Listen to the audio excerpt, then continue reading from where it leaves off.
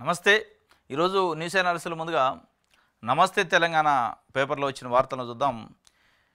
కాళేశ్వరం అద్భుతం అని సుప్రీంకోర్టు చెప్పినట్టు నమస్తే తెలంగాణ ఒక వార్త రాసింది. ఇది దేశ అత్యున్నత న్యాయస్థానం మాట. కాళేశ్వరం అనేది ఒక అద్భుతం అని సుప్రీంకోర్టు చెప్పిందట. ఆ ప్రాజెక్టుతో తెలంగాణ సాగు ముఖ చిత్రం మారింది. పాలమూరులో అవినీతి లేదు, సిబిఐ దర్యాప్తు అక్కర్లేదు. జస్టిస్ సతీష్ చంద్ర వర్మ, జస్టిస్ నాగరత్నం బెంచ్ స్పష్టీకరణ. కాళేశ్వరంతో వేల ఎకరాల పంటలు పండుతున్నాయి. విస్తృత ప్రజా ప్రయోజనాల కోసం ప్రాజెక్టుల నిర్మాణం, వాటిపై అర్థం పర్థం లేని ఆరోపణలు అసమంజసం. ఏదో ఒక సాగుతో పిటిషన్లు దాఖలు చేయడం సరికాదు. పాలమూరుపై సిబిఐ దర్యాప్తునకు సుప్రీం నిరాకరణ. ఇలా కేసులు వేయడం సరికాదని చెప్పారట. ఏదో ఒక సాగు చూపుతూ ఇలాంటి పిటిషన్లు దాఖలు చేయడం సరికాదు. ప్రజా ప్రయోజనాల కోసం ప్రభుత్వాలు కొన్ని ప్రాజెక్టులు చేపడతాయి. అందులో భాగంగానే తెలంగాణలో కొన్ని ప్రాజెక్టులు నిర్మించారు. తెలంగాణలో ప్రపంచంలో అత్యంత ప్రతిష్టాత్మకమైన కాళేశ్వరం నిర్మించారు.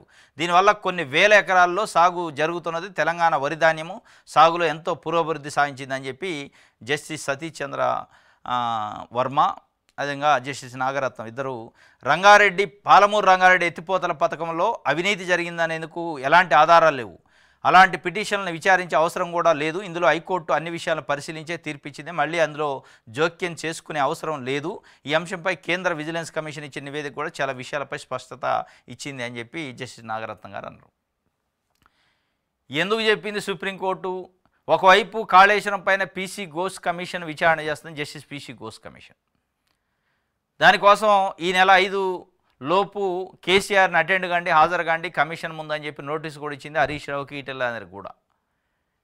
ఈ సందర్భంలో నేను సుప్రీంకోర్టు ఎందుకు ఈ మాటలు చెప్పింది, అసలు ఏంది ఈ ప్రాధాన్యత అనేది ఒకసారి చూస్తే ఈ కేసు విషయం. నాగం జనార్దన్ రెడ్డి మాజీ మంత్రి, నాగర్ కర్నూలు మాజీ ఎమ్మెల్యే, ఉమ్మడి మహబూబ్నగర్ జిల్లా నాయకుడు. ఆయన తెలుగుదేశం పార్టీలో చాలా సీనియర్ నాయకుడు ఉండి దాని తర్వాత బీజేపీలో పనిచేసిండు, సొంతంగా ఏదో పార్టీ పెట్టింది, తర్వాత కాంగ్రెస్ పార్టీలో ఉండి ఇప్పుడు ఇన్యాక్టివ్ ఉండి రాజకీయాల్లో. ఆయన గతంలో పాలమూరు రంగారెడ్డి ప్రాజెక్టు దాంట్లో జరిగిన అవినీతి పైన సిబిఐ విచారణ చేయాలని హైకోర్టులో ఒక పిటిషన్ వేసిండు.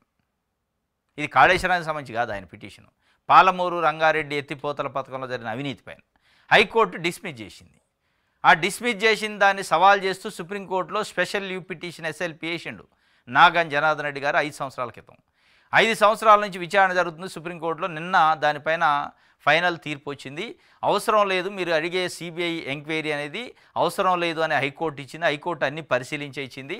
ఇట్లాంటి అనవసరమైన పిటిషన్లు వేసి ప్రజా ప్రయోజనాలు దెబ్బతీసే కార్యక్రమం చేస్తారు. ప్రజా ప్రయోజనాల కోసం ప్రజలకు ఉపయోగపడటానికి కొన్ని ప్రాజెక్టులు ప్రభుత్వాలు కడతాయి, వాటిని ఏదో ఒక రకంగా అడ్డుకునే కార్యక్రమానికి ఈ పనికి వస్తాయి తప్ప ప్రజలకు ఏం ప్రయోజనం లేదు.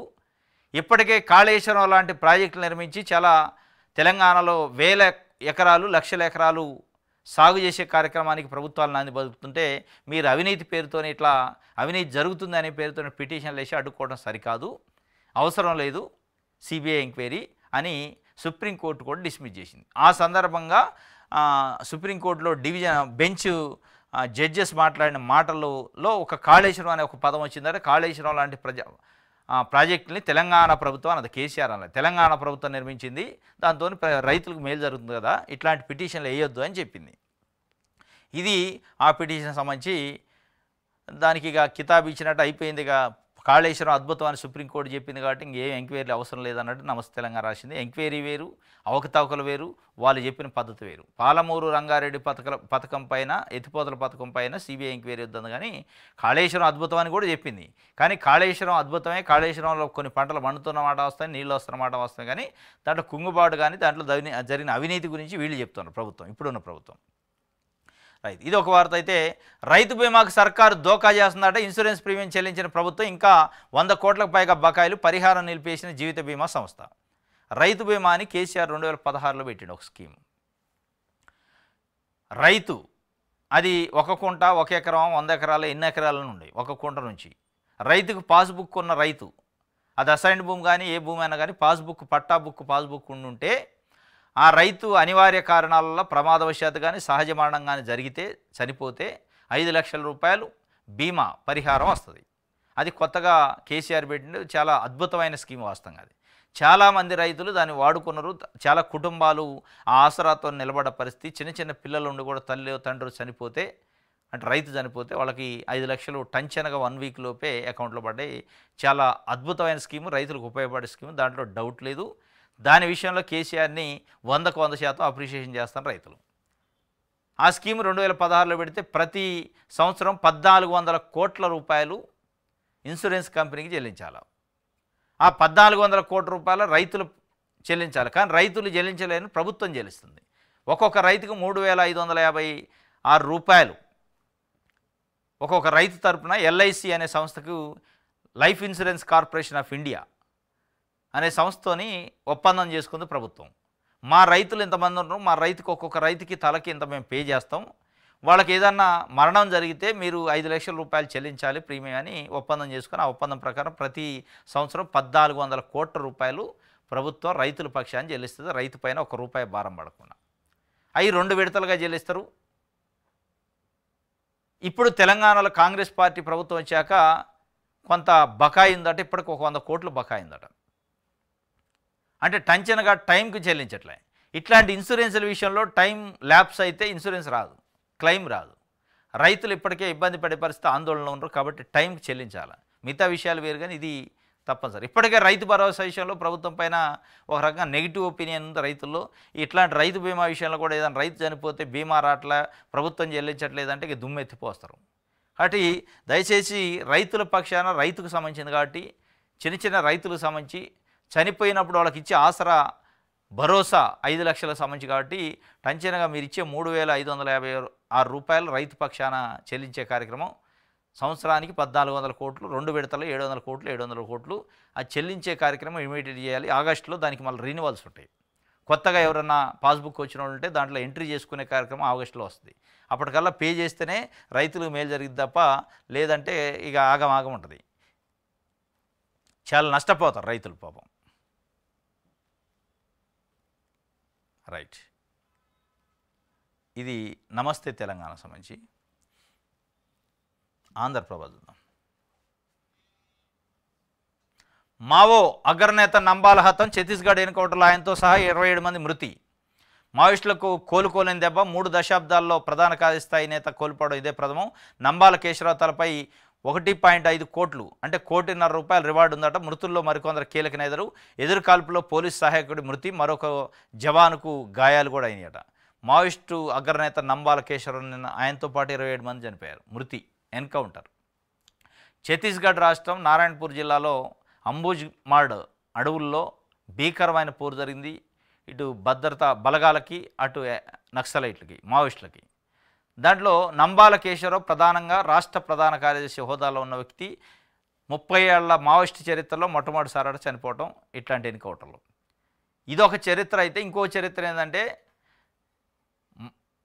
ఆంధ్రప్రదేశ్ ముఖ్యమంత్రి చంద్రబాబు నాయుడు గారి పైన గతంలో ముఖ్యమంత్రిగా ఉన్నప్పుడు 2003 ఆ ప్రాంతంలో అలిపిరిలో బాంబు పెట్టి ఆయన పైన బాంబు దాడి చేసిన ఘటనలో ఈయన ప్రధాన సూత్రధారి పాత్రధారట ఈ నంబాల కేశవరావు. ఇది కూడా లింక్ ఉంది. అలిపిరి ఘటనకి, అలిపిరి బాంబు ఘటనకి ప్రధాన సూత్రధారి పాత్రధారి ఆయన చనిపోవడం జరిగింది. ఆయనతో పాటు 27 మంది చనిపోయారు. మొత్తానికి ఆపరేషన్ కగారు అయితేంది, కర్రెగుట్టలో జరిగింది అయితేంది, మొత్తానికి అయితే మావోయిస్టులు తీవ్రంగా నష్టపోతున్న పరిస్థితి. మావోయిస్టులు ఆర్గనైజేషన్కి ఇది చాలా తీవ్రమైన దెబ్బ. రాష్ట్ర కార్యదర్శి పెద్ద తలకాయ లాంటి వ్యక్తి కూడా చనిపోయింది కాబట్టి చాలా ఇక వాళ్ళ ఆర్గనైజేషన్ చాలా వీక్ అవుతున్న పరిస్థితి. ఇది అద్భుత విజయం, గర్వపడుతున్నా అని చెప్పి ప్రధానమంత్రి నరేంద్ర మోడీ చెప్పిండు దీనిపైన, ఎన్కౌంటర్ పైన. ఇది ఒక మైలురాయి, వెన్నెముక విరిచాం అని చెప్పి అమిత్ షా హోంమంత్రి చెప్తుండు. కలహాల కాళేశ్వరం కలిసి వచ్చేదెలా, అధికార విపక్షాల ఎత్తుగడలు అనుకూలంగా మార్చుకునేందుకు ఎత్తులు జిత్తులు, నోటీసుల నేపథ్యంలో సానుభూతి కోసం విపక్షం వ్యూహం, ప్రాజెక్టు ప్రయోజనాలు రైతులకు చెప్పేలా ప్రణాళిక, ప్రజాక్షేత్రంలో ఎండగడతామని హెచ్చరిక, కక్ష సాధింపు కాదంటున్న కాంగ్రెస్, అవినీతిపైనే పోరాటం, బీఆర్ఎస్ను భూస్థాపితం చేస్తామంటే హెచ్చరిక, గుట్టు విప్పుతున్నట్టున్న ఈటల, గుమ్మనంగా బీజేపీ అధిష్టానం, రగిలిన రాజకీయాలు, కుట్రలకు భయపడను అని చెప్పి ఈటల రాజేందర్ చెబుతున్నాడు. నోటీసులు దూది పింజల్ లాంటి లొట్టపీస్ కేసు ఇట్లాంటి మాటలు వస్తున్నాయి బీఆర్ఎస్ నుంచి. ఇది ఒక రకంగా సానుభూతి పొందేందుకు బీఆర్ఎస్ కేసీఆర్ ప్రయత్నం చేస్తారు.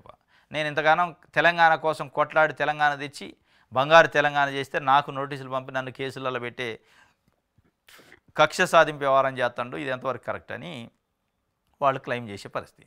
వాస్తవంగా కాళేశ్వరం అవినీతి పైన కానీ, విద్యుత్ ఒప్పందాలు, విద్యుత్ ప్లాంట్ల నిర్మాణం పైన కాంగ్రెస్ పార్టీ 2023 నవంబర్ 30 తర్వాత అధికారంలోకి వచ్చినప్పుడు అనుకున్నారు చాలామంది. ఏదో అవినీతి జరిగింది, బయటికి తీస్తాడు రేవంత్ రెడ్డి, మొత్తం ఖజానా మొత్తం నిండిద్ది, కేసీఆర్ ఇంట్లో డబ్బు అంతా ప్రభుత్వానికి వస్తాయి అనుకున్నాను. ఆడ ఏం లేదు, గుండు సున్నా, ఇది అయ్యేది లేదు, పోయేది లేదు, ఉట్టిదే, ఇదంతా ఉట్టి కథే, ఇదంతా మీడియా హైప్ తప్ప, హడావుడి తప్ప ప్రభుత్వాన్ని ఆ కేసీఆర్ని ముట్టుకునేది లేదు, ఆయన దగ్గర ₹1 రికవరీ చేసేది లేదనేది తెలంగాణ ప్రజల్లో, సామాన్య ప్రజల్లో ఒకటైతే వచ్చేసింది. ఇది పెద్దగా ఎవడు సీరియస్ తీసుకోవట్లే. నోటీసులు ఇచ్చినా, ఇన్వెస్టిగేషన్ చేసినా దీంట్లో అయ్యేది లేదు, ఇది ఒక రొటీన్ కార్యక్రమం కింద ఏదో జరుగుతుందనే పత్తలో ఉంది తప్ప దీని నుంచి ఏదో వస్తుందని ఎవడు ఆశించట్లే. మళ్ళీ రేవంత్కు ఢిల్లీ పిలిపాట మంత్రివర్గ విస్తరణ కోసమే. జూన్ 2వ తేదీలోగా ముహూర్తం. రేపు ఢిల్లీకి పైన 4గురికి బెర్తులు ఖాయమైనట్టు, 2 బీసీలకు ఛాన్సు. మున్నూరు కాపు వర్గం నుంచి ఆది శ్రీనివాస్ పేరు, ఎస్సీ కేటగిరీలో వివేక్ చోటు, ఉపసభాపతిగా బాలునాయక్. మాదిగలకు చీఫ్ విప్ పదవి, మంత్రుల శాఖల్లోనూ మార్పులాట. మళ్ళీ ఢిల్లీకి అట రేవంత్. ఈ మళ్ళీ ఢిల్లీ ఫ్లైట్ ఎక్కినప్పుడల్లా మంత్రివర్గంలో బెర్త్ కోసం ఆశించే వాళ్ళ గుండెల దడ ఏమవుతుంది, ఏం కథ అని ఇట్లా ఆశలు ఒకసారి లేపుతారు. తెలంగాణ అధిష్టానం, తెలంగాణ కాంగ్రెస్ పార్టీ, అదేవిధంగా ఏఐసిసి అధిష్టానం కూడా ఇక్కడ ఉన్న ఎమ్మెల్యేలకి ఇట్లా ఫ్లిప్ అనిపిస్తారు. ఆ ఫ్లిప్ అనిపించి మళ్ళీ మర్చిపోతారు. ఇప్పుడు జూన్ 2 తెలంగాణ అవతరణ దినోత్సవం లోపే క్యాబినెట్ విస్తరణ చేయాలని పెట్టుకున్నట. ఢిల్లీ పిలిచిందట. 4 బెర్తులు ఖాళీ 6 4 భర్తీ చేస్తారు. 4లో 2 బీసీలట. 2 బీసీలు అయితే దాంట్లో ఆది శ్రీనివాస్ మున్నూరు కాపు నుంచి పెడతారట. మున్నూరు కాపు నుంచి క్యాబినెట్లో లేరు ఇప్పుడు. ఆయనతో పాటు ఎస్సీ నుంచి వివేక్ అట. ఇక మరి 2 బీసీలు అంటున్నారు. మళ్ళీ రెడ్లకి ఊకుంటారు. సుదర్శన్ రెడ్డి నిజామాబాద్ నుంచి ఉండే. ఇది ఎంతవరకు కరెక్ట్? 4లో 2 బీసీలట, 1 వివేక్ అంటున్నారు. మరి ఇంకొకటి రెడ్డికి ఇస్తే సుదర్శన్ రెడ్డి. అప్పుడు కోమటిరెడ్డి రాజగోపాల్ రెడ్డి, మల్లెడ్డి రంగారెడ్డి, పరిగి ఎమ్మెల్యే రామ్మోహన్ రెడ్డి, వీళ్ళు క్యూలో ఉన్నారు రెడ్ల నుంచి. అసలు వాళ్ళ గురించి రంగారెడ్డి జిల్లాకి మంత్రి పదవి ఇవ్వాలి అని చెప్పి జానారెడ్డి లెటర్ రాసినందుకే ఆగింది అది. నన్ను అడ్డుకోవడానికే రంగారెడ్డి జిల్లా నాయకులకి మంత్రి పదవి ఇవ్వాలని రాసిండని ఆల్రెడీ బాహటంగానే రాజగోపాల్ రెడ్డి చెప్పిండు. దీంట్లో డిప్యూటీ స్పీకర్గా బాలనాయక్కి అవకాశం ఇస్తారట, చీఫ్ విప్గా మాదిగలకి అవకాశం ఇస్తారట. మాదిగలే మంత్రి పదవి కోరుతున్నారు. మొత్తానికి మళ్ళా మంత్రివర్గ విస్తరణ పైన ఇక టాపిక్ వచ్చింది, ఒక చర్చ స్టార్ట్ అయింది. రేపు పోతాడు ఢిల్లీకి. రైట్. మంత్రిత్వ శాఖల్లో కూడా మార్పులు ఉంటాయట. ఇప్పుడున్న శాఖలు మార్పు ఇవి కూడా ఉండే అవకాశం ఉందని చెప్పి. రైట్, దిశ చూద్దాం.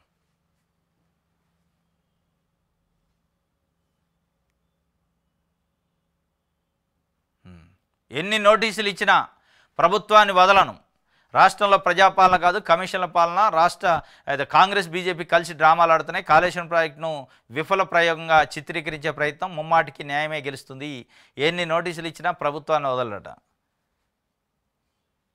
వదలమని ఎవరు చెప్పారు? వదలొద్దనే కదా. నచ్చితే ఓకే, లేకుంటే పెండింగ్ అన్నాడు. భూ సమస్యల పరిష్కారంలో ఇష్టారాజ్యంగా చేస్తున్నాడు తహసీల్దార్లు వర్సెస్ ఆర్డీఓలు. తప్పనిసరిగా కలవాలంటున్న డివిజనల్ ఆఫీసర్లు, అడిషనల్ కలెక్టర్ల వద్ద సైతం ఫైళ్లకు బ్రేకులు, సీసీఎల్ఏ నుంచి కూడా రిజెక్టు. ఏప్రిల్ మే నెలలో పదుల సంఖ్య కూడా దాటన ఫైళ్లు. ఇది నచ్చితేనే ఓకే, లేదంటే పెండింగ్ పెడుతున్నట ఆర్డీఓలు. తప్పనిసరిగా వచ్చి కలవాల్సిందంటే, వచ్చి కలవటం అంటే ఏంటంటే మేమేలు కథ. ఈ వచ్చి కలవటం అంటే దాంట్లో అర్థం అదే. ఇక ఆ వచ్చి కలిసిన వాళ్ళదేం ఫైల్ మూవ్ అయింది, కలవకపోతే ఫైల్ మూవ్ కాదు. ఇది లేనిపోయింది. ఇప్పుడు ఇదివరకు ఉన్న ధరణిలో తాజుకు ₹1 ఖర్చు లేకుండా రైతులు ఆన్లైన్లో అప్లై చేసుకుంటే ఇది. దీన్ని తీసుకొచ్చి ఇప్పుడు మళ్ళీ తహసీల్దార్కి ఆర్డీఓలకు పవర్లు ఇస్తే వాళ్ళు మాకు మంచి పవర్స్ వచ్చినాయి, గల్లా పెట్టే రెడీ పెట్టుకోవడం రండి అన్నట్టే ఉంది ఇది.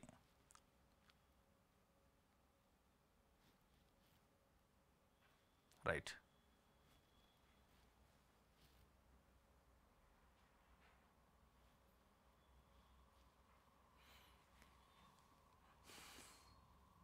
ఆంధ్రజ్యోతి చూద్దాం.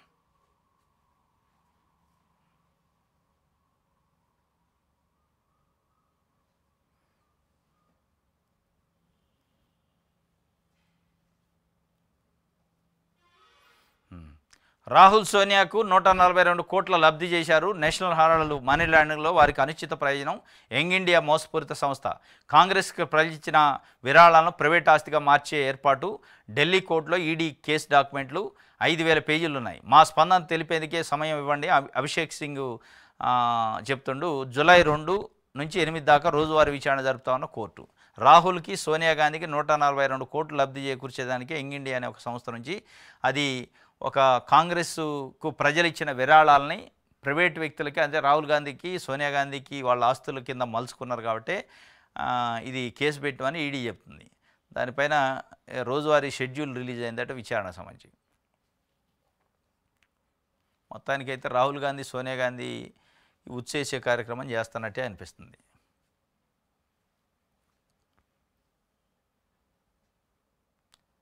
యుద్ధం చేయలేక రాహుల్పై విమర్శల, ప్రధాని మోదీపై CM Revanth Reddy fire. Trump ఒత్తిడికి తలొగ్గే మోదీ కాల్పుల విరమణ ప్రకటించారు. మోదీ వెనక ఉంటానన్న కిషన్ రెడ్డి ఇంట్లో పడుకున్నాడు. దేశం కోసం ప్రాణాలు అర్పించిన చరిత్ర గాంధీ ఫ్యామిలీది. పాకిస్తాన్కు గుణపాఠం చెప్పిన ఉక్కు మహిళ ఇందిరాగాంధీ అని వ్యాఖ్య. రాజీవ్ వర్ధన్ సందర్భంగా సెక్రటరియట్ వద్ద విగ్రహానికి నివాళులు అర్పించినప్పుడు యుద్ధం చేయలేక రాహుల్ గాంధీ పైన నువ్వే విమర్శలు చేసేదని ముఖ్యమంత్రి రేవంత్ రెడ్డి చెప్తుండు. డొనాల్డ్ ట్రంప్ ఒత్తిడికే తలొగ్గే పాకిస్తాన్తో యుద్ధం విరమించుకుండు అని చెప్పి ఒక కీలకమైన కామెంట్ ముఖ్యమంత్రి రేవంత్ రెడ్డి చేసిండు ప్రధానమంత్రి పైన.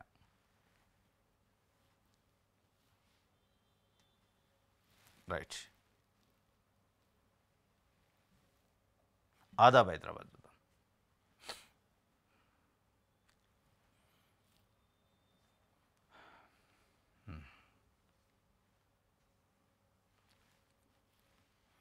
ప్రభుత్వ భూమికి కబ్జాదారులు పంగనామాలు పెట్టారట.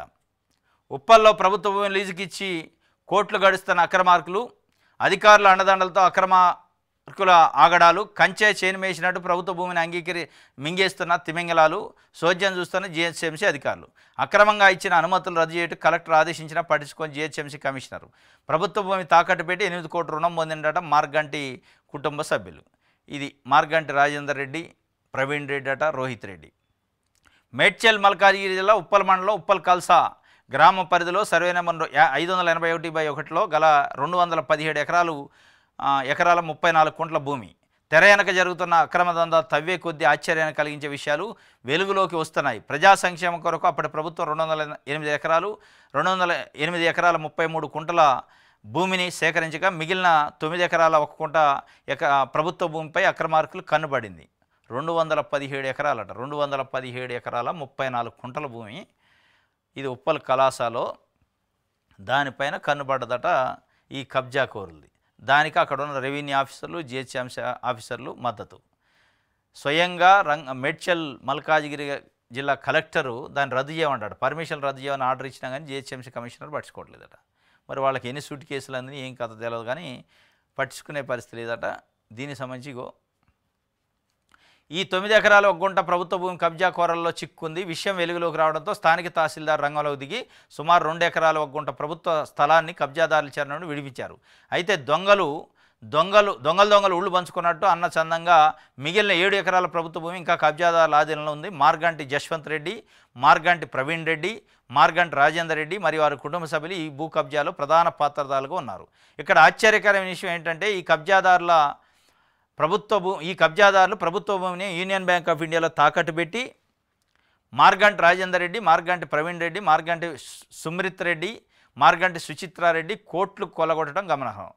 వీళ్ళు 8 కోట్ల రూపాయలు లోన్ తీసుకున్నాడు యూనియన్ బ్యాంక్ ఆఫ్ ఇండియా నుంచి.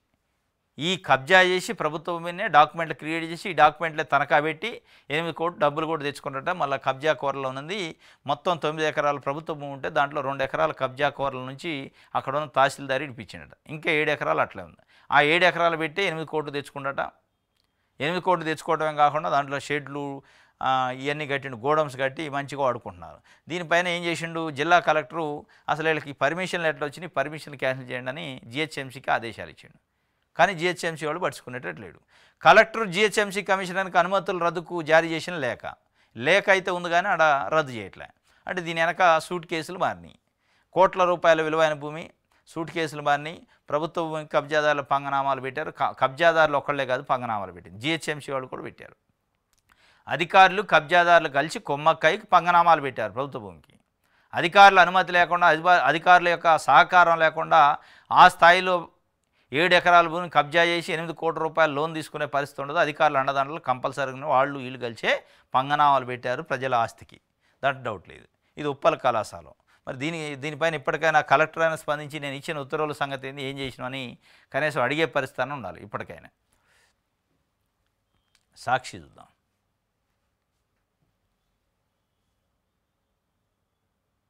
సీఎం రేవంత్ రెడ్డిది పర్సంటేజ్ పాలనాట. కమిషన్ల గురించి మంత్రులు కాంగ్రెస్ ఎమ్మెల్యేలు చెబుతున్నారు. ఎస్ఎల్బీసీ టెన్నెల్లో శవాలు తీయలేని దద్దమ్మ ప్రభుత్వం ఇది.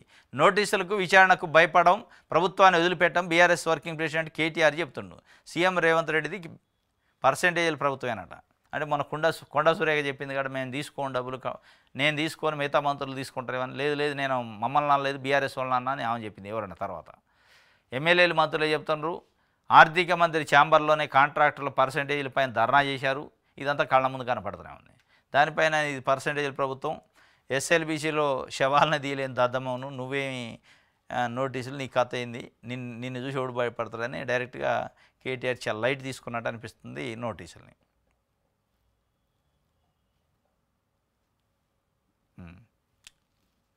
నోటికాడ బోవ నీటిపాలైందట పాపం. నల్గొండ జిల్లా తిరుమలగిరి సాగర్లో ఉధృతంగా ప్రవహిస్తున్న, అంటే తిరుమలగిరి అంటే సాగర్ దగ్గర ఉంది తిరుమలగిరి. మొత్తం రోడ్ల మీద వరి ధాన్యం పోశారు. కొనుగోలు లేట్ అయింది. వరదకి మొత్తం కొట్టపోతున్నాయి ధాన్యం, ఒడ్లు. ఈ పరిస్థితి రాష్ట్రంలో చాలా చోట్ల ఉంది. నిన్న తిరుమలగిరి నారసాగర్ దగ్గర తిరుమలగిరిలో జరిగిందట. నోటికాడి భూవని నీటిపాలు అవుతుంది. దీనికి ప్రభుత్వం కూడా కొంత కారణం, సరిగ్గా మానిటరింగ్ లేదు, టైంకి కొన్నోడు లేడు, పట్టించుకుంటోడు లేడు. ఇది సాక్షికి సంబంధించి.